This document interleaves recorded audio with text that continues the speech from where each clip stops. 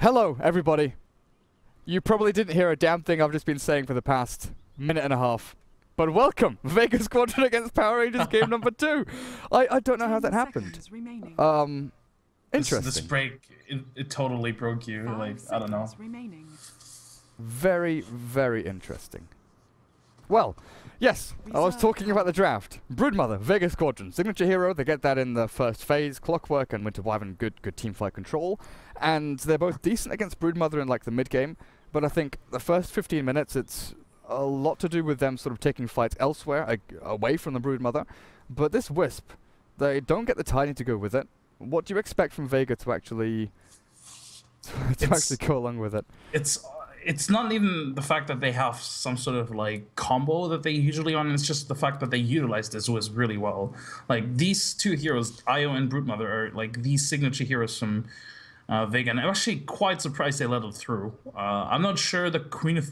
I honestly would rather take the Queen of Pain than the Io, I think, almost, but you know, maybe that's just me. Vega Squadron, I think, yeah, the Io, there's technically still the Bristleback, for example, which is actually a good pick just because you would also take it away from Power Rangers, because Bristleback, in my opinion, is actually quite okay against the Broodmother. So it is definitely something that Vega has run before. But yeah, this is so annoying to deal against, and I'm not sure if Witch Doctor and Winter Wyvern on lane alone will be enough to get rid of her. The sustain from the Witch Doctor is nice, so even if you do get harassed by those Spider Links and Spider Rights, you can sort of like deal with it, and you also have like the Cold Embrace, but you know, it's not optimal. Twitch chat is catching up, and yep, global silence is out. For 24 hours. I've been global silenced, absolutely. Oh, I had... Wait, that also means that no one heard me when I was talking about the game being delayed a little bit as well. So, yeah, Mag had some internet issues, things like that, and I was messing around with the countdown a little bit because I was getting irritated. You know, the countdown keeps going down to 1 second, and it's like, right, I'm going to change it. We'll start in a minute, right? That's how long they'll take. And it's like, nope, 5 minutes later, 10 minutes later. Oh, God, I'm going to get into the game. But everything's good now, I think. Everything's fine. Power Rangers, I feel that the way their draft is going, they're focusing heavily on laning phase, right? They've got some good teamfight ultis, sure. But laning phase is what they're looking at here against things like Broodmother and Wisp, where rune control is very important. And I kind of feel like they're gonna go for some heroes that maybe utilize the jungle a little bit more. You know, stack some camps, go for Shadow Fiend, something along those lines. Just build yourself up that little bit faster. While Witch Doctor and Winter Wyvern can really move between lanes pretty nicely. You know, Wyvern we've seen from Vega Squadron, from a couple of other CIS teams. Rather than doing that like level 1, I'm gonna sit at mid lane, I'm gonna Arctic burn you. They do that for a little bit, but getting levels on Wyvern is really, really great. Level 2 Splinter Blast does a ton of damage, and you can actually gank decently, efficiently with that hero. Yeah, it's a pretty good burst, especially against somebody like a Wisp. Wisp is not the tankiest hero early on, so that Splinter Blast actually really hurts, especially since Io is always going to have somebody near him, usually, that you can cast a Splinter Blast on, so it's pretty easy to hit it on the Io end. Power Rangers go for the signature Magnus on a rise and immediate Rubik pickup by Vega. They didn't even hesitate for a second, and I kind of understand because there's just so many spells that you want to steal and that you can steal. The Death Ward, the Winter's Curse, even the Splinter Blast, as we mentioned, is a really good spell to steal, and of course the RP. Yeah. Wombo combo is there for Power Rangers, and I guess with Magnus going towards middle lane for a rise, Clockwork off lane, though the last hero is going to be for Tron down on the bot lane, right? Something that can combo up with this pretty decent wombo that they've got with Winter's Curse, RP, and I think Vega Squadron are going to look for like a Phantom Assassin ban here, just to stop that, you know, empowered PA jumping on you and critting through everybody, because she's pretty good against Brood, Gyro, you know, the evasion, the crits, the hits, the cleave. And Wisp plus Rubik, they're both positional supports. If you can blink onto them and stop that displacement they get from things like relocating their teammates away from telekinesis on their opponents, then Phantom Assassin can really get into the thick of things relatively early on with a stats build. Yeah, and she's also a really good hero to lock down those supports really early on. One thing about the Wisp, what you really want to do is in a team fight, you would just want to burst him down. And if you get a jump off and get a lucky crit, that Wisp is gone. At the same time, though, I think in the very same notion, I think Phantom Lancer is also a pretty good pickup. Ooh. And they just go for the Slark. You know, they don't even listen to us. They just ignore us. How rude. It's also a good pickup. Also, the same notion, Slark is able to pick off these supports. Yeah. Wisp especially is really good. The Dark Pact is actually really strong against those Spiderlings as well. So it makes a lot of sense, especially since Slark is such an elusive hero, especially if you go for like something like a Shadow Blade. It forces out the supports to, or it forces like your opponents to invest a lot of money into like detection, right? And I feel like this is something that is always underrated when you consider item choices. The fact that, yeah, Shadow Blade, sure, it can easily be countered with like Sentry Dust, but it forces out this detection coming out from the supports. So now, Vega need a hero for no one towards the middle lane. They've got Mag's Broodmother, they've got Pasha on a Gyrocopter, they've got Wisp that could pair up with something towards the mid, but Wisp Gyro has been this like CIS staple. The old, you know, silent combo with the Gyro plus Wisp. You just run at people, you've got the sustain to keep yourself going. I think you could definitely do defensive tri-lane up at top, Wisp Rubik plus Gyro, and shut down the Clockwork entirely. But what hero can go down to the bottom lane and not only survive against Witch Doctor Wyvern, who do a ton of damage early on with Arctic Burn, Maledict, and the Cask being thrown out? Slark also sets things up nicely with Pounce, and okay. Alchemist. Gonna be your mid lane hero for no one, so farm up a little bit more on that hero. This is actually pretty good, because the issue with Alchemist running him as a mid laner oftentimes is the fact that there's a lot of mid heroes that can just sort of like trash him, I guess. I feel like Alchemist, if you run him as a support and if he's in a very, like, it's easy to have an unfavorable matchup in the mid lane, I think. And usually you see him being like supported, being pulled a lot, but quite frankly against Magnus, he is fine. Like, Acid Spray is actually a pretty good spell, even against like ranged heroes. So against a melee hero, you know, I think no one will have a actually pretty good time. Let's see if he gets his first bounty rune though. That's, oh, yeah. That's the kicker, because you can get that. Yeah, he's going for the bottle rush build pretty much. He's moving up towards top lane. Hang on they could technically put Mag into the mid lane. They've done it before. I do think that it's gonna be no one in the mid lane though, just because I think again it's such a favorable matchup. Mag, Broodmother on the off lane does so well, but what kind of worries me is the fact that he actually goes Stout Shield and Quelling Blade. Like, this is the kind of build that if you see it in pubs on your carry, you're like sighing already, because you don't want to see that kind of stuff. Usually you want to see stats or something. But yeah, I guess he just wants that bottle and just, you know, doesn't care too much about the rest. I mean, he does get Tango's Pool, so I guess it's okay.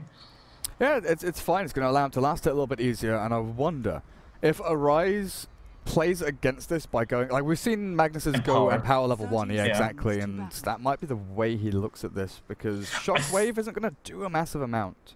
I think if you see his item build, I think you definitely consider going for Empower. And if there's one Magnus player that can make full use of it, it's Arise, right? Yeah. Just because he's the Magnus player aside from S4.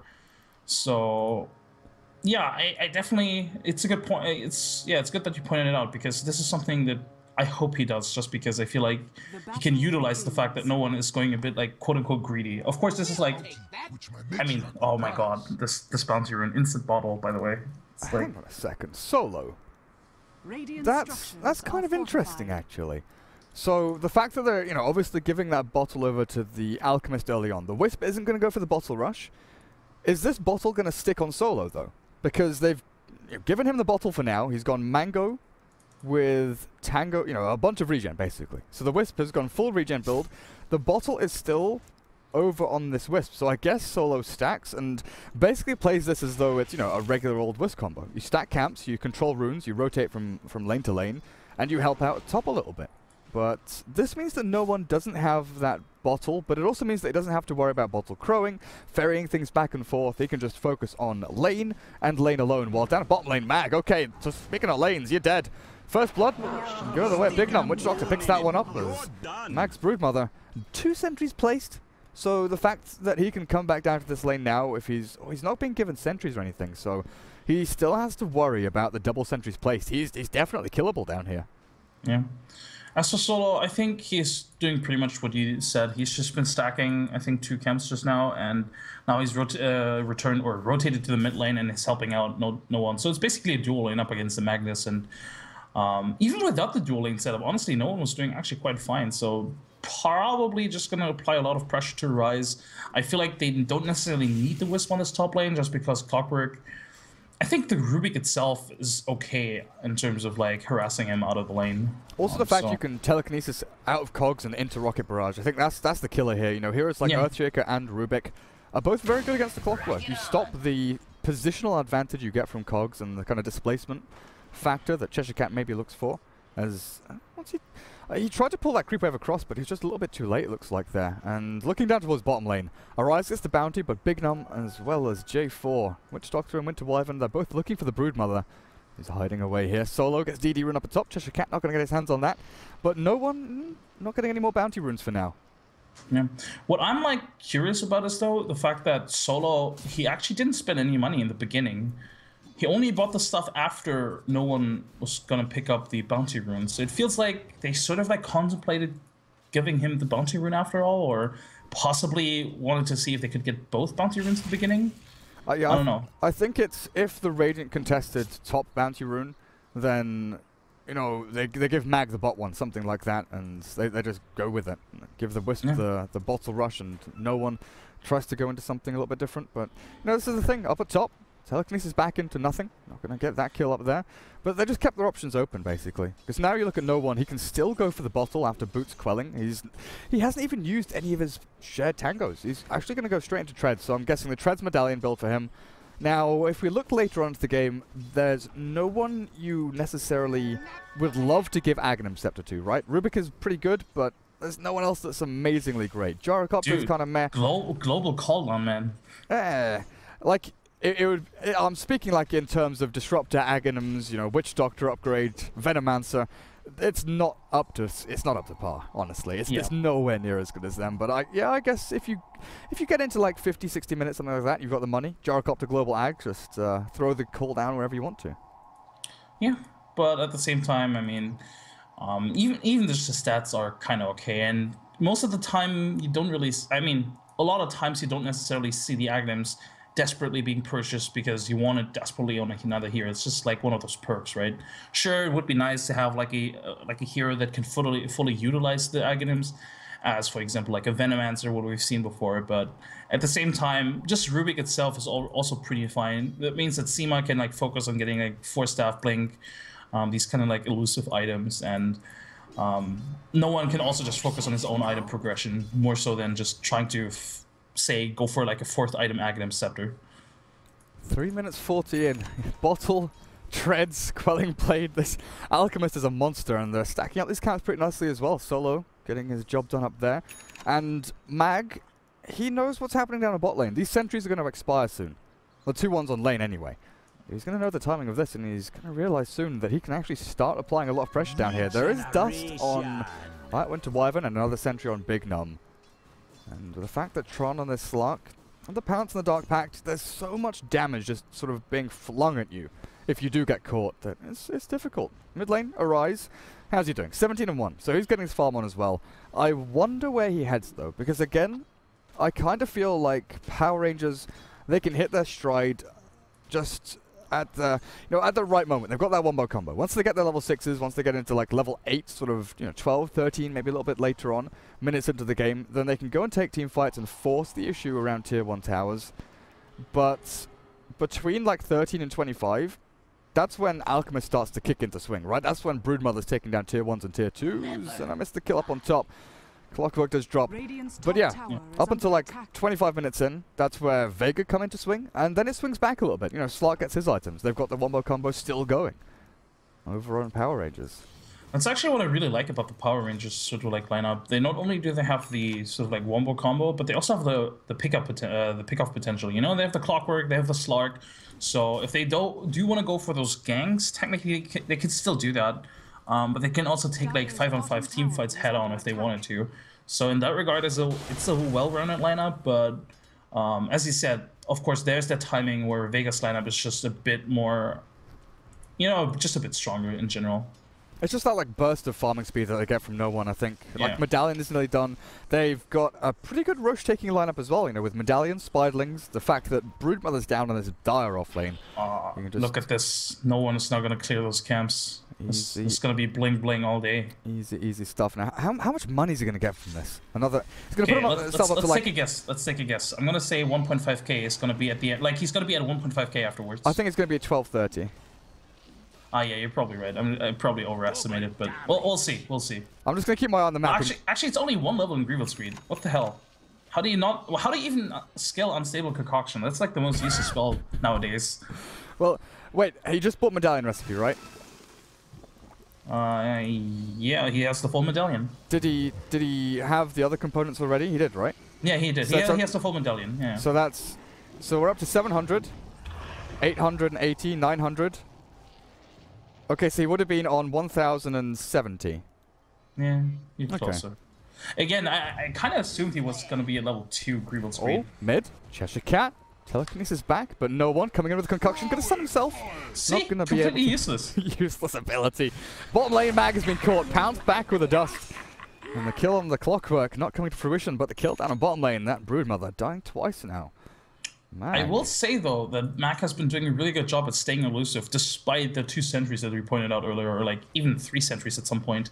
And they even have like a dust as well. So I think Mac played it honestly really well. The fact that he only died twice against this lineup, or against this tri-lane, is pretty good. And he's still like, he even managed to get level 4 and Soul Ring. So as a Broodmother, this is totally fine. You're just going to catch up later on when they leave the lane anyway. Yeah.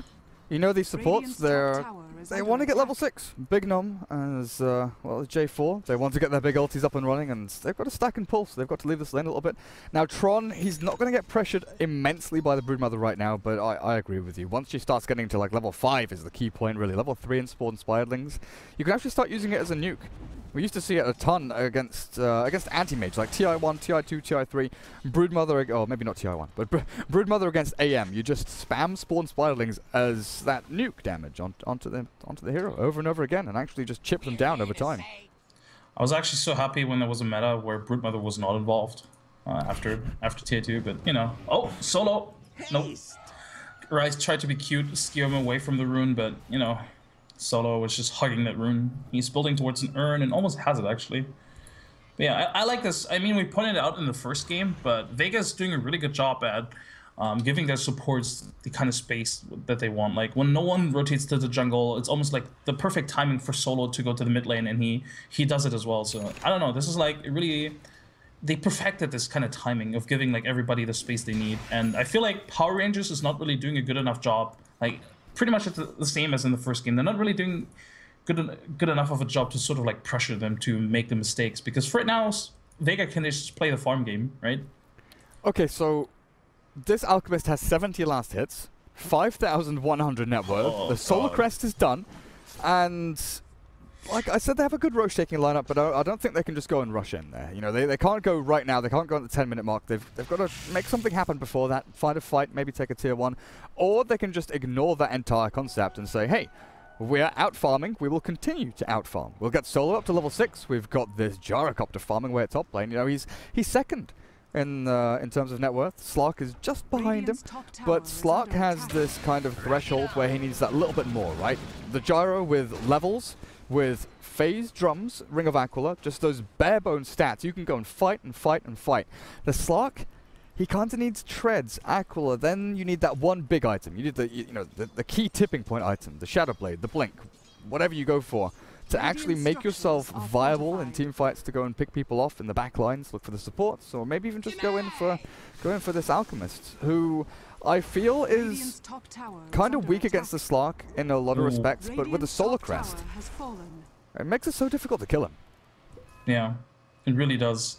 And I love this item bit as well. I mean, Alchemist hasn't really been in the meta for a while, but now that he is, people realize, hey, you know, Solar Crest is actually a pretty sick item on him. And yeah, it is really good just as a first item as well. Sure, like, armor is really like the biggest issue that Alchemist has, right? He's pretty much like Doom in that regard. So I like it. I mean, sure, you want a bit of health as well, but you know, he's gonna build up health anyway later on. Treads are, in my opinion, sufficient in terms of like health early on anyway. So this is pretty good item build up, and no one. He's just, oh my god. Again, he's just farming and farming. He's so far ahead. He's soon gonna start on Ancients as well. Like, oh my god. Okay, there's For a second there, I thought like there were big stacks of Ancients or something built up for him, but... He wanted to stack them, but I think he missed the timing or something. I don't know. He walked, or no, Solo walked up there and I don't know, one of them missed the timing. He eyed them. He looked at them and thought, you need to be stacked. Smoke up to top. Arise with his freshly bought Blink Dagger is going to get the RP onto Seema, but that is a support Rubik getting picked off by the big old ulti of Arise. And now you've got to feel that Vega, you know, they can be a little more loose with their play. There isn't a big old RP to catch them out. There's no Blink RP. There's Winter's Curse, which is annoying. There's Hookshot, sure. But they don't have to, you know, Delta Split, they don't have to separate massively. At this stage in the game, this is where Gyrocopter is at his, you know, one of his power spikes. I'm not going to say at his peak, obviously, because that's much later on. Top lane, Concoction, Acid Spray as well. No one with the Relocate coming in as well. Nice cogs there to push no one back. What's stolen out? That cask? Seema's not going to be able to cast it. It's Voodoo Restoration anyway. No stuns, but maybe Pasha with the drums and face boost can catch up. J4, there we go. 4-man in there, Arise. Again, no RP, so it doesn't really do anything. It just stops Vega from playing too aggressively into them. Seema, that rage creep, that sealed your demise. Bouncing the cask back and forth and back again. But down to bottom lane, Tron has been stopped from farming, so they lose a Rubik. That's all they lose. They lose Rubik twice in a row to RP and then a Winter's Curse. So that's 2 big ultimates down for a Rubik kill. They get the tier 1 at bot, and PR aren't gaining anything. Like Slark, okay, he's got 2,400 gold. But in the long run, they need this period of the game to be really swinging in their favor. And right now, Vega have a 3,000 net worth lead. Experience, Power Rangers are barely scraping away with it, but look at that. Mag Midas on the Broodmother. The Gyro can fight, the Alchemist has a blink, so he's going to go and fight as well. They've got Wisp level 6 and Rubik level 6.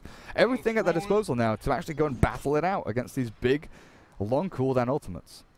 Yeah, this is pretty much what Vega wants. Like, this is all going according to plan. Seriously, like, everything that they wanted, they pretty much achieved. Yeah, sure, Rubik died twice. Like, that's pretty much the only issue they've had so far.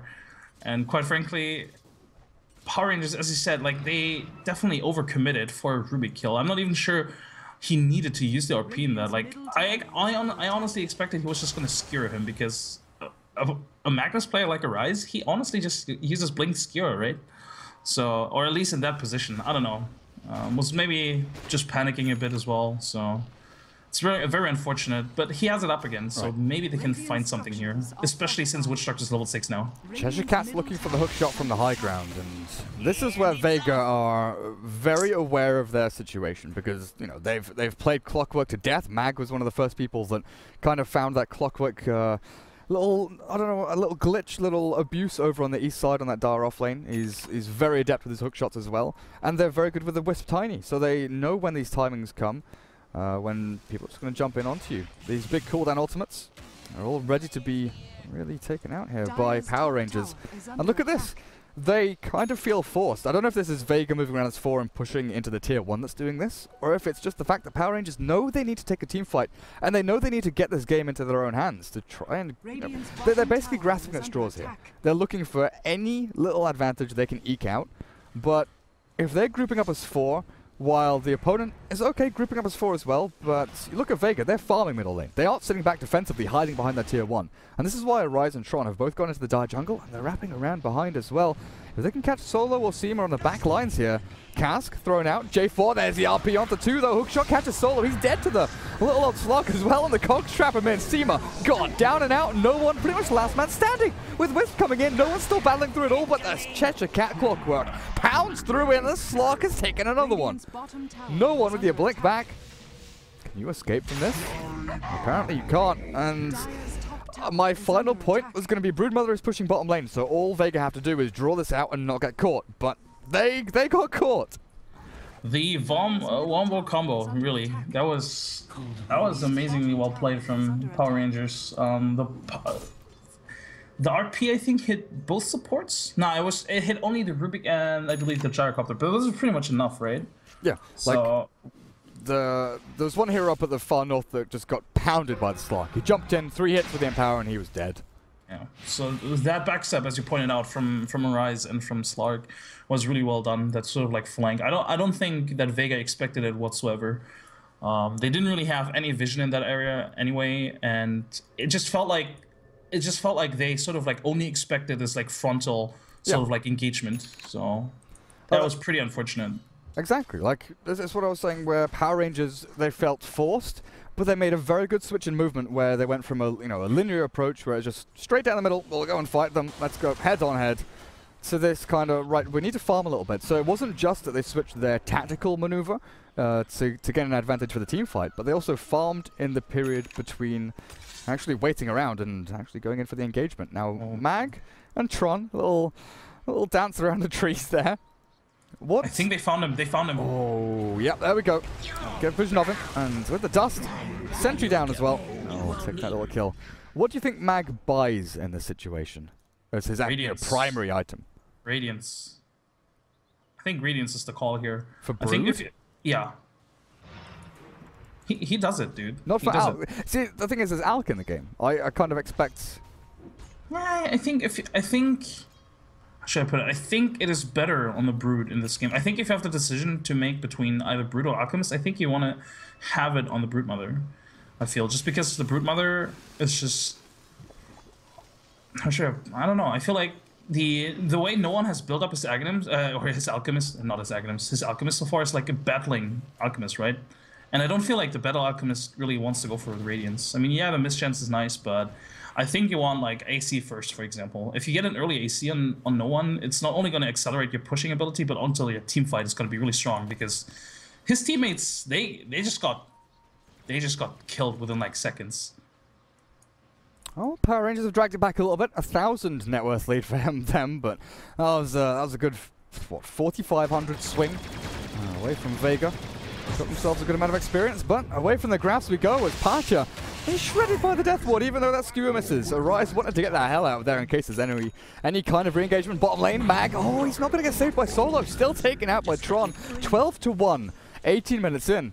And Power Rangers, this is completely different to Game 1. You know, again, they draft themselves into a situation where they don't necessarily require themselves to win early game. You know, it's good if they do. They can snowball pretty heavily with the lineup they've got.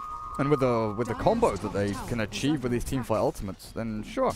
If you're going to be fighting around Roshan at 25 minutes in, then so be it. But the fact that Slark is snowballing and farming, he's up to 9,200 net worth. He is not far behind the Alchemist, who has Grievel's Greed and Bounty Runes at his disposal, with 144 last hits on the Alch, 154 on the Slark. Of course, Spiderlings makes up a decent chunk of that. But here's the Roshan from the Dire I was talking about. Spiderlings come in, Acid Spray as well as that Solar Crest come in with a minus armor. But guess what? Rocket Flare scalps it. Not sure if they're reacting.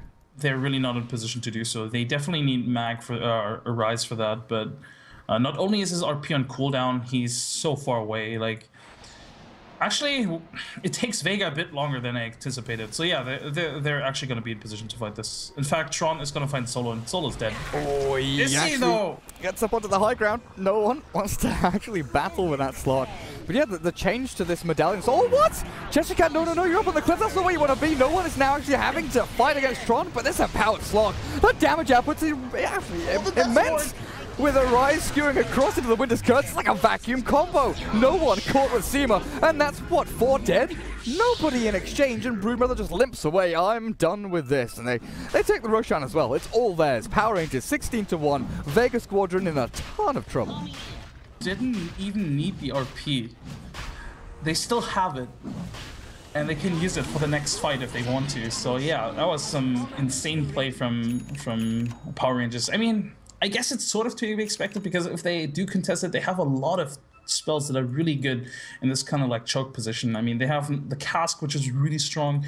They have the Winter's Curse, and of course, even the Skewer is pretty nice. And Vega, that's devastating. I sort of like expected them to have Solo. Again, he's dead. He tethers across though. Pasha is here with a cooldown, landing on the Cheshire Cat. There's no cogs, there's a Blade Mail, and he can turn the damage back here, but there's no one to save him. He is all alone, left high and dry. I keep thinking Solo's dead, but he's actually tankier than I keep expecting. That's damn Urn, dude. I don't know, it's the mango. It's definitely the mango. The 1 HP regen a second. But yeah, honestly, Wand Urn, you're right. Yeah, now with the Buckler as well, he'll have his mech pretty quickly. He's got a decent amount of HP. His armor isn't that great, but the big problem is Mac. He had to go back for the Vlads. So Midas into Vlads, you don't have any big aggressive items. This is a... I don't know, it's not a defensive item, it's just like a desperation item, right? You know you need something. You need something to try and turn the tides of the fight. You can't buy into a BKB, an Orchid, or anything big like that. You can't invest for the next 10-15 minutes. You have to buy something right here, right now to help split pushing, to help in team fights that does... It ticks all the boxes, but it just doesn't tick them very well. Yeah, I also think Arise, he's gonna find Pasha. Pasha's pretty much by himself. But is there any follow-up? Oh, he misses the RP! What? I thought this is the son of Magnus 2.0. You know what he's saying right now in TeamSpeak? Lag, reborn. No, I'm such a fucking dumpster player, honestly. Sherlock wouldn't have done this kind of nonsense. Dog shit player. I think if you're Pasha, you just go with the good old question mark in all chat. Because that was, I don't know. Have you heard Arise cast before? No, I have not, like, unfortunately. Actually, I have, yeah. That's all he ever says, and I can just imagine him in TeamSpeak. That's all he ever says. He just quotes Sherlock. He calls everyone dumpster player, even himself. Clockwork, good hook shot onto Seema, and there's no way of saving him. Rubik is gonna die in here. Solo gets pushed back, and the relocate is actually wasted. Cooldown will come in onto the top of Cheshire Cat's head, and Tron in the thick of things there with his Dark Pact. He's got his Shadow Blade, his Skadi, his Aegis, and this Slark is unstoppable right now. Good tether across from Solo back to Pasha, but no one. What are you doing with this? Acid spray down onto the Ancients for your enemies? They're gonna clear through this, no problem. Thanks, guys. We really could use the minus armor on these Ancients. Yeah. No one is actually going back for... No one is actually going to pick up the Radiance. As you pointed out, Mac did, after all, go for the Eve lads. I still think that the Radiance would have been better on the Brute Mother, but I guess he just realized that he's not going to get it in time. Like, it's not going to be useful if you get it at, like, what, 28 minutes or something? So, yeah, I guess this is fine. I guess I should clarify. I know Arise, and I know that Twitch chat's going to be like, oh my god, he's flaming. But, no. No shots fired. I wasn't actually flaming Arise. Don't worry, guys. He's not going to smash my head in and tell me to measure my words. Your words, yep. That's not going to happen. 17-2 though. This Alchemist, for the first 6-7 minutes, we thought, oh god, he's cruising. He's out of control. He's going back for a Radiance now with that Relic up. Actually finishes it, so he's got that done. Now.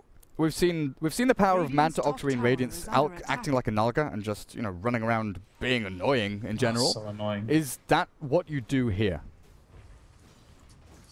Yeah, I think you go for the strategic play against Power Rangers here.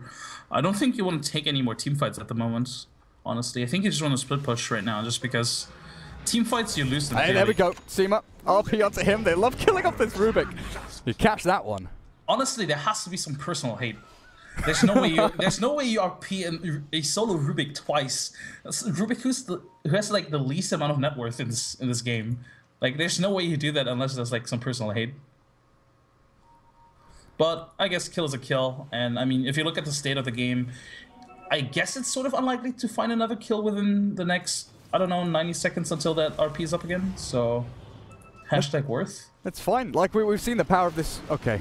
Well, he skewers through the trees, but we've seen the power of skewer into Winter's Curse. They use it like a vacuum as well, so they don't rely top lane fully. Cheshire Cat. Oh god, what's going up on here? No, Cheshire Cat is okay, but the dive was there. Arise. If he had RP, he would have force staffed into RP. By the way, I'm just saying. Where's he going now? He's got skewer in 8. He's wanting to chase this. The rest of his team are coming in. He blinks forward. Pasha takes the shockwave. Arise. He's got force and skewer, and he's gonna go for it. Oh, that's a play. That's a play right there. Takes him away. Solo, you're done for, mate. Okay, you can do that, but not just skewer a Rubik into a cask. I'm just saying. But yeah, that's just son of Magnus 2.0 right there. He had to make up for himself, you know. That's one of those plays where it's like, yep. I have to pull out all the stops now. But honestly, it's such a beauty to watch sometimes, the things that people who are, so adept with one hero, the actual plays they can pull off. Because you can be a good, solid all-round player, and you can be crisp and clean. But then you see something that seems so simple, force into skewer, but it's the timing of it, the actual mechanics behind it, where you have to, you know, actually get your hero into the turn animation and then skewer back. It's just like when people started discovering the turn RP. Yeah. 2.5 years ago, 3 years ago, whatever, people didn't do this. People blink RP'd, then they'd run around the opponents, and then they'd skewer.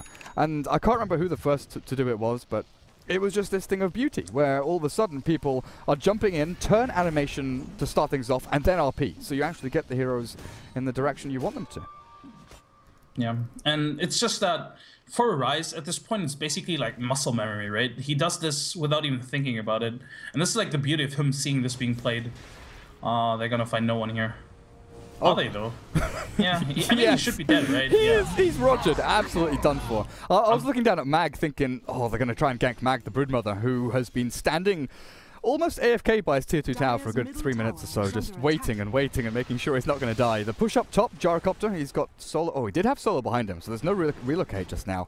But they're looking for a trade-off, it looks like. But Power Rangers, what's the damage? The weirdest thing is, 20-2, 27 minutes in, they're only ahead by 5,000. Gold. 12,000 experience. Hashtag Alchemist things. Like, this is basically any Alchemist game ever. Oh, the skewer on time! He finds Pasha. They don't have RP, they don't even have mana on Mag. He's got BKB, he turns to fight this one, but Solo's gone. Tron just killed someone at the middle lane, but I'm going to keep watching up at top because Cheshire Cat with J4, they've got Winter's Curse, they've got everything they need here. As Pash the BKB wears off, they can just keep on chasing him down. Curse is there with a Vision, Death Ward down, and a Gyrocopter, you're out. No buyback up on you, 60 seconds without your one roll carry. Oh, Solo. Rough. Oh, he can't. He didn't have Skewer. I don't know why he didn't have it. Of course, he came back with the relocate.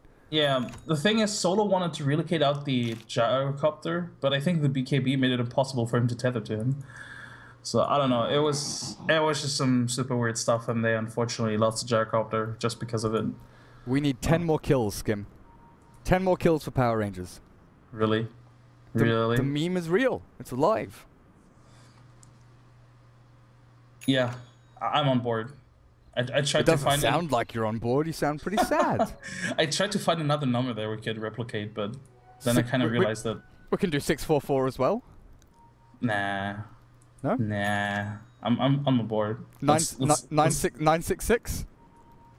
Do you think that Vega is the kind of team that if they say their throne is about to fall and they're like it's like 31-2, is Vega the kind of team to give away one more kill to do that? Are they dank enough? I don't think they are. Like they've always been. So. Oh, Tron! If he jumps down, he's gonna fall. Oh, the timing! Wait, what? Where is he? Oh, right, Mag over here. Mag was just like, oh my god, that was so close actually. Like the trouble is they have Solo on their team. Shaka, they find him now. He's dead. Yep. The pounce, the bash. Mag dead. Okay, that. Oh, they want to contest Roche. Oh, is he gonna TP in and die? Oh yes, my god, the cogs push back. Cheshire Cat on the money. The skewer back and Mag. I think GGs are coming. I actually think that you. Yeah. I think you type GG now. That is a tilting moment if I've ever seen one. Oh my god, this is. I feel like the buyback itself wasn't even that bad because I guess they wanted to contest Roshan and they definitely needed Mag with his Vlads for it. But TPing to the tier 2 when you know that you just died there is not the play. That's so not the play. Arise, you sneaky devil. Full staff up. Blink, honestly, Shadow Blade, and RP. I've seen this in a YouTube video where, like, this is the exact position that Arise has been in that YouTube video. I'm just saying. Oh, really? Well, look at Cheshire Cat as well. He's got hookshot. His Aghanim Scepter allows for it. He's got it. No one. He finds the Alchem with a bash. Tron, first hit, bash is out, but Relocate will save him. Hookshot in now to Pasha. And they actually only brought the Alc back a couple of thousand range behind the tier 2. Now, what's that? One ultimate expended.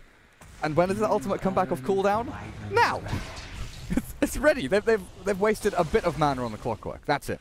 Whereas the Alchemist has no ulti for a good 20 seconds. Yeah, this is actually really important because without his ultimate, he's just gonna die for sure. And I mean, you could see how squishy he actually was. Like, they almost killed him. If it hadn't been for the relocate, he would have been dead, so... And they can just, and they didn't even use RP. Like, Power Rangers is fully equipped. They used hook shot, and that was pretty much it. First ranks, the ranged one, gonna drop there, and looks like they're gonna bail themselves out a little bit. Just wait up on the high ground, wait for the next creep wave to come in. I don't see why you wouldn't go back in.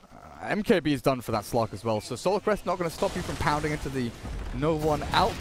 The telekinesis stun. They've got a good amount of damage here, but Winter's Curse comes in. Hook shot's there with the Death Ward as well. Tron still not dead. He can't kill him. He gets himself invis. He's got the Shadow Blade as well. RP now down from Horizon to Pasha. BKB's up, and it's time to retreat. Time to bail out a little bit here for Power Rangers. Just recoup. Make sure you don't lose anything.